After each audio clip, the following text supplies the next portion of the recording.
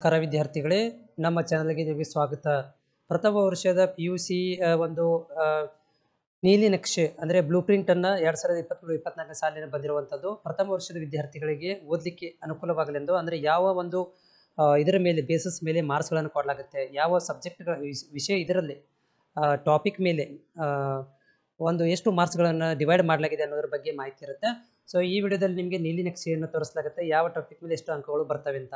ಒಂದೇ ಟಾಪಿಕ್ ಅಲ್ಲಿ ನೋಡಬಹುದು, ಪೀಠಿಕೆಯಲ್ಲಿ ಒಟ್ಟು ನಿಮಗೆ 6 ಅಂಕಗಳನ್ನು ಕೊಡಲಾಗುತ್ತೆ. ಇದರಲ್ಲಿ ಒಂದು ಸಿಂಪಲ್ ಕ್ವಶನ್ ಅನ್ನು 1 ಮಾರ್ಕ್ಸಿಗೆ ಒಂದು, ಅದಾದ್ಮೇಲೆ ಇನ್ನೊಂದು ಯಾವುದಂತಂದ್ರೆ ನಿಮಗೆ 4 ಮಾರ್ಕ್ಸಿಗೆ ಒಂದು, ಈ ರೀತಿಯ ಕ್ವಶನ್ಸ್ಗಳು ಬರ್ತವೆ. ದತ್ತಾಂಶ ಸಂಗ್ರಹಣೆಯಲ್ಲಿ ಕೂಡ 6 ಅಂಕಗಳನ್ನು ಕೊಡಲಾಗುತ್ತೆ.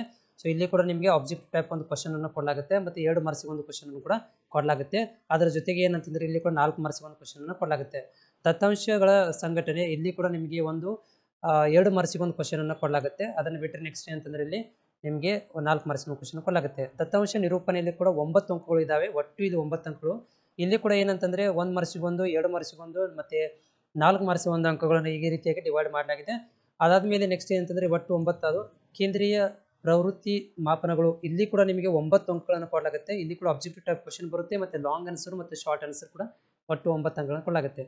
ಸಹ ಸಂಬಂಧ ಒಂದು ಪಾಠದಲ್ಲಿ ಕೂಡ ನಿಮಗೆ ಒಟ್ಟು 7 ಅಂಕಗಳನ್ನು ಕೊಡಲಾಗುತ್ತೆ. ಇದನ್ನು ಕೂಡ ಒಂದು ಆಬ್ಜೆಕ್ಟಿವ್ ಬರುತ್ತೆ, ಒಂದು ಶಾರ್ಟ್ ಆನ್ಸರ್ ಮತ್ತು ಒಂದು ಲಾಂಗ್ ಆನ್ಸರ್ ಕ್ವಶನ್ ಕೊಡಲಾಗುತ್ತೆ.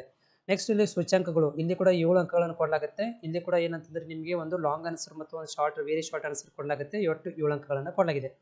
ನೆಕ್ಸ್ಟ್ ಅಲ್ಲಿ ಸಂಖ್ಯಾತ್ಮಕ ಸಾಧನೆಗಳ ಉಪಯೋಗ, ಇಲ್ಲಿ ಕೂಡ ಏನಂತಂದ್ರೆ ಒಟ್ಟು 3 ಅಂಕಗಳು, ಒಂದು 1 ಮಾರ್ಕ್ಸಿಗೆ ಒಂದು, 2 ಮಾರ್ಕ್ಸಿಗೆ ಅಂಕಗಳನ್ನು ಇಲ್ಲಿ ಕೊಡಲಾಗಿದೆ. ಇದು ಎಲ್ಲಿ ಅರ್ಥಶಾಸ್ತ್ರ ಸಂಖ್ಯಾಶಾಸ್ತ್ರ ಒಳಗಡೆ. ಇನ್ನೊಂದು ಭಾರತದ ಅಭಿವೃದ್ಧಿ, ಒಂದು ಆರ್ಥಿಕ ಅಭಿವೃದ್ಧಿ ಈ ಒಂದು ಭಾಗದಲ್ಲಿ ಸ್ವಾತಂತ್ರ್ಯ ಪೂರ್ವದ ಭಾರತದ ಆರ್ಥಿಕ ವ್ಯವಸ್ಥೆಯಲ್ಲಿ ಒಟ್ಟು 6 ಅಂಕಗಳನ್ನು ಕೊಡಲಾಗಿದೆ. ಓಕೆ, ಇಲ್ಲಿ 2 ಆಬ್ಜೆಕ್ಟಿವ್ ಟೈಪ್ಗಳನ್ನು ಕೊಡಲಾಗಿದೆ, ಒಂದು ಶಾರ್ಟ್ ಆನ್ಸರ್ ಅನ್ನು ಕೊಡಲಾಗಿದೆ. ಭಾರತದ ಆರ್ಥಿಕತೆ 1950ರಿಂದ 1990ರವರೆಗೆ ಇಲ್ಲಿ 6 ಅಂಕಗಳನ್ನು ಕೊಡಲಾಗಿದೆ. ಒಂದು ಶಾರ್ಟ್ ಆನ್ಸರ್ ಒಂದು ಆಬ್ಜೆಕ್ಟಿವ್ ಟೈಪ್ ಕ್ವಶನ್ಸ್, ಇನ್ನೊಂದು ವೆರಿ ಶಾರ್ಟ್ ಮತ್ತು ಶಾರ್ಟ್ ಆನ್ಸರ್ ಅನ್ನು ಕೊಡಲಾಗಿದೆ. ಒಟ್ಟು 6 ಅಂಕಗಳು.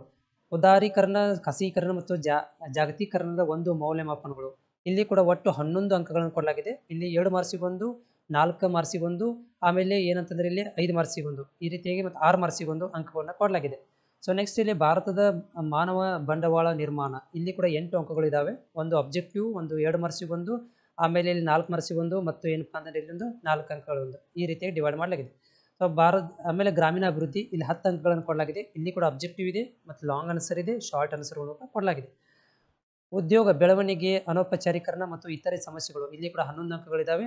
ಆಬ್ಜೆಕ್ಟಿವ್ ಟೈಪ್ ಕ್ವಶನ್ಸ್ ಇದೆ, ಮತ್ತು ಶಾರ್ಟ್ ಇದೆ, ವೆರಿ ಶಾರ್ಟ್ ಮತ್ತು ಲಾಂಗ್ ಆನ್ಸರ್ ಕೂಡ ಕೊಡಲಾಗಿದೆ. ಪರಿಸರ ಮತ್ತು ಸುಸ್ಥಿರ ಅಭಿವೃದ್ಧಿ, ಇಲ್ಲೂ ಕೂಡ 10 ಅಂಕಗಳು ಒಟ್ಟು ಕೊಡಲಾಗಿದೆ. ಇದರಲ್ಲಿ 2 ಮಾರ್ಕ್ಸಿನ 2 ಕ್ವಶನ್ಗಳನ್ನು ಮತ್ತು ಏನಪ್ಪಾ ಅಂದ್ರೆ 6 ಮಾರ್ಕ್ಸಿನ ಕ್ವಶನ್ ಕೊಡಲಾಗಿದೆ. ಭಾರತ ನೆರೆ ರಾಷ್ಟ್ರಗಳ ಅಭಿವೃದ್ಧಿ ಮತ್ತು ಅನುಭವಗಳ ಅವಲಂಬಿಕ ಅಧ್ಯಯನ. ಸೊ ಇಲ್ಲಿ ಅವಲಂಬಿಕ ಅಧ್ಯಯನದಲ್ಲಿ ತೌಲನಿಕ ಅಧ್ಯಯನದಲ್ಲಿ ಏನು ಮಾಡಲಾಗಿದೆ ಅಂತಂದ್ರೆ 6 ಅಂಕಗಳನ್ನು ಕೊಡಲಾಗಿದೆ. ಸೊ ಇಲ್ಲಿ ಒಂದು ಏನಂತಂದ್ರೆ 2 ಮಾರ್ಕ್ಸಿಗೆ ಒಂದು ಮತ್ತು 4 ಮಾರ್ಕ್ಸಿನ ಕ್ವಶನ್ಗಳನ್ನು ಕೊಡಲಾಗಿದೆ. ಇದರ ಒಂದು ಬ್ಲೂ ಪ್ರಿಂಟ್ PDF ಅನ್ನು ಡಿಸ್ಕ್ರಿಪ್ಷನ್ ಲಿಂಕ್ ಅನ್ನು ಕೊಟ್ಟಿರ್ತೀನಿ, ಅಲ್ಲಿ ಹೋಗಿ ನೀವು ಇದನ್ನು ಡೌನ್ಲೋಡ್ ಮಾಡ್ಕೊಂಡು ನೋಡ್ಕೊಳ್ಬಹುದು.